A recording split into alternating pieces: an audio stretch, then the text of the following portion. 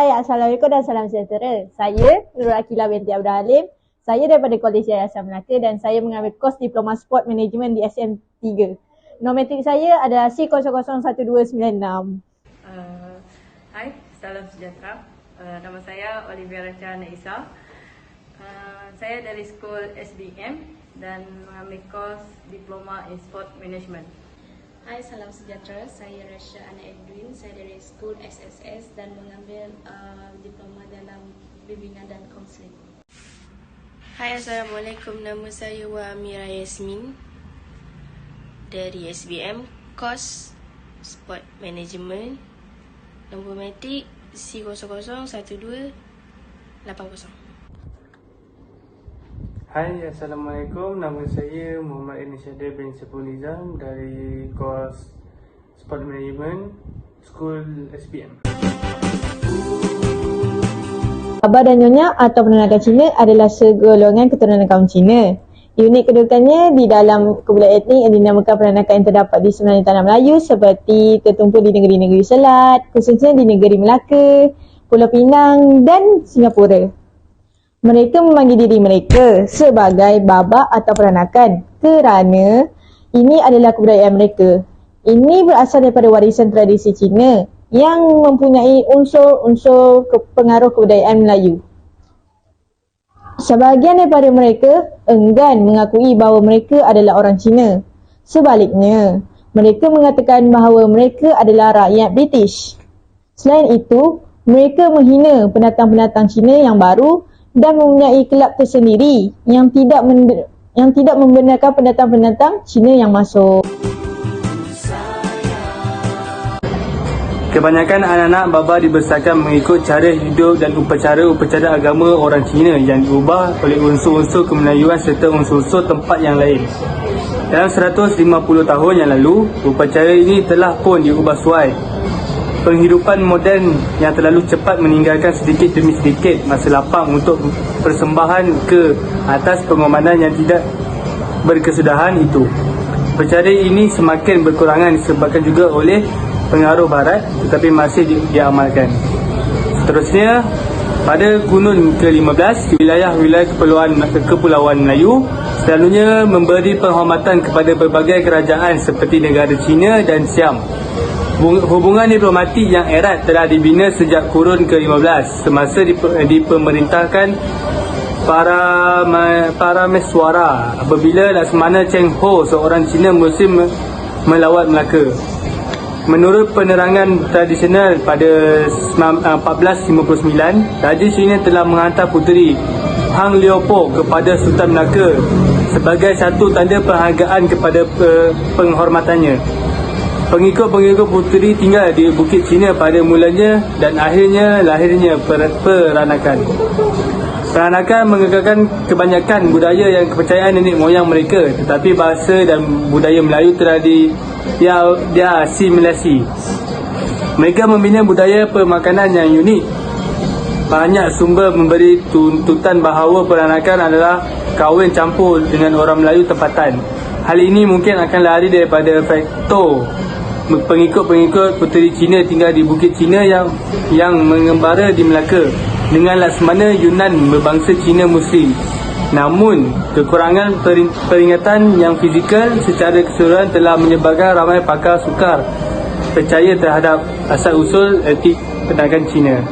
Okey, itu saja dari saya. Sekian, terima kasih. Bye-bye.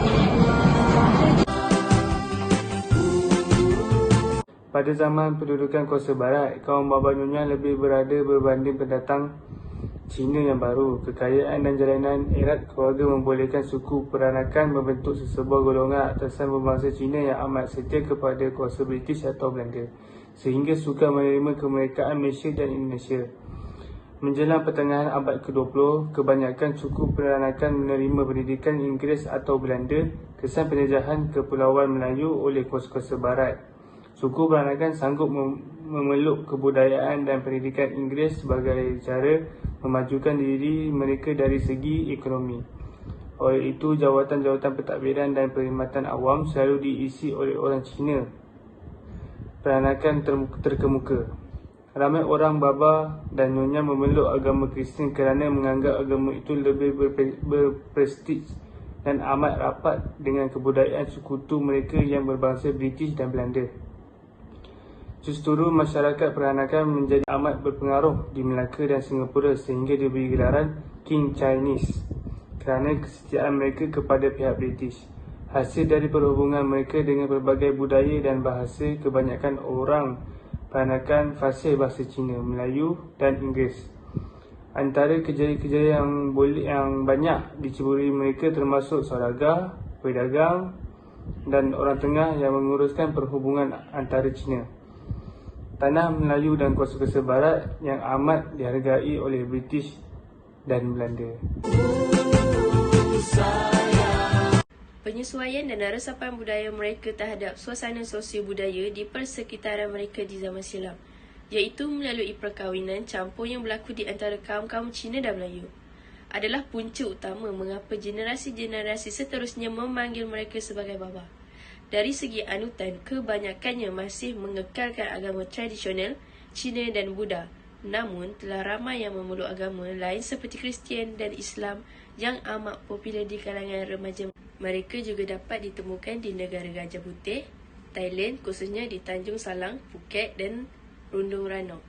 Oleh itu adalah menarik bahawa kehidupan orang baba dan pandangan mereka bersifat kecinaan, walaupun mereka telah lama terpisah daripada muncul komuniti mereka di China. Ini digambarkan melalui aspek-aspek kebudayaan yang lain seperti sistem kekeluargaan dan agama yang mereka masih kekal. Kecuali tocang yang dianggap sebagai lambang pengabadian kaki kaum wanita dianggap sebagai adat yang tidak bertamadun. Malahan, masyarakat baba masih mengamalkan sebahagian resam budaya Cina yang sudah tidak dihiraukan lagi oleh masyarakat Cina Malaysia yang lain, seperti adat istiadat perkahwinan Cina tradisional yang memperlihat kedua-dua pengantin memakai pakaian-pakaian yang indah dan berwarna-warni.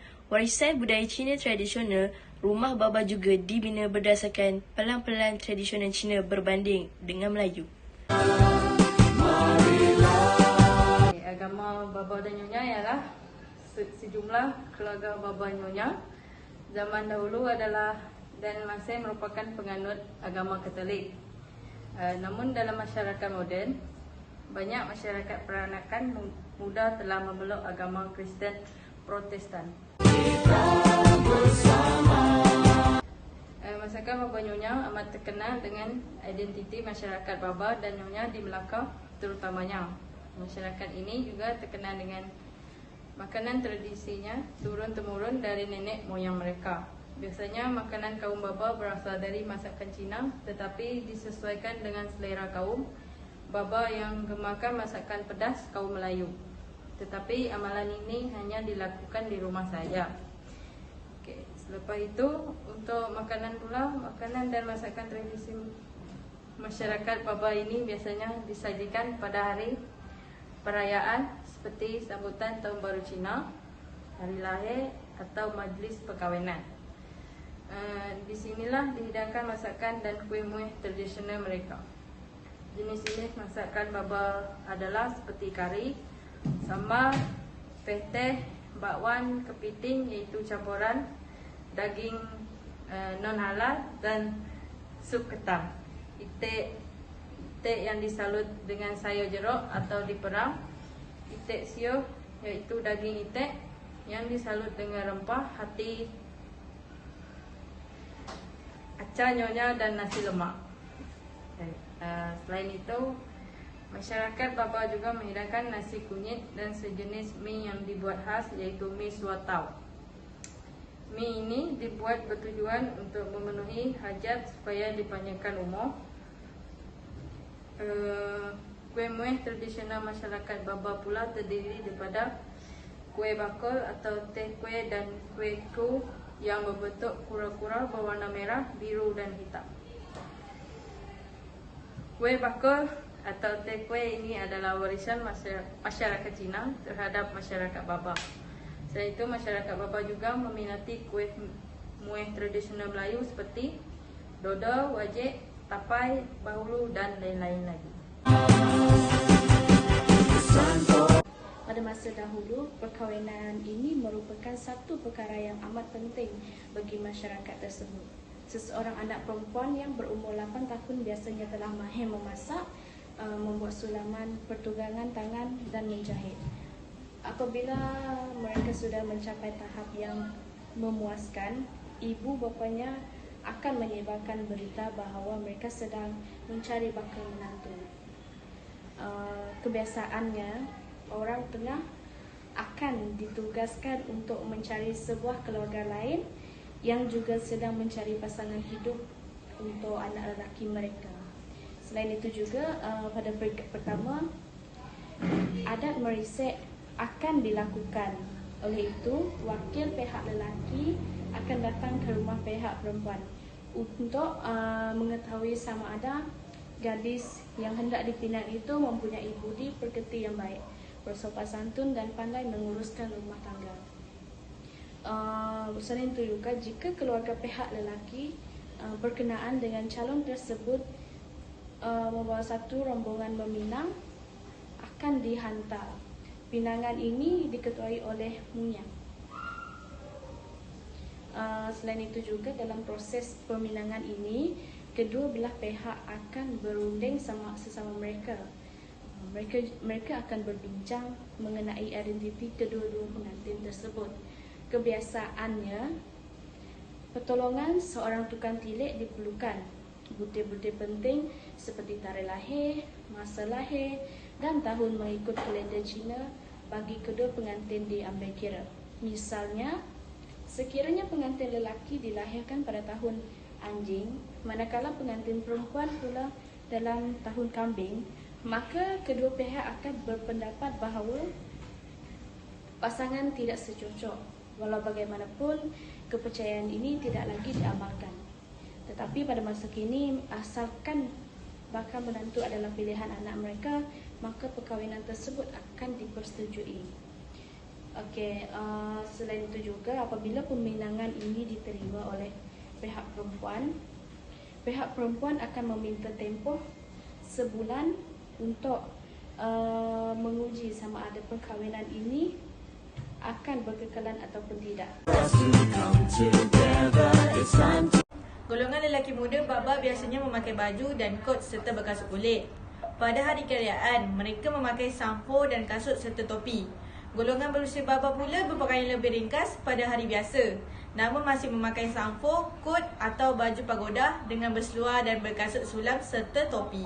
Sampo, baba baju Lok Chuan Mandarin jacket adalah pakaian Cina tradisional yang dipakai oleh babas.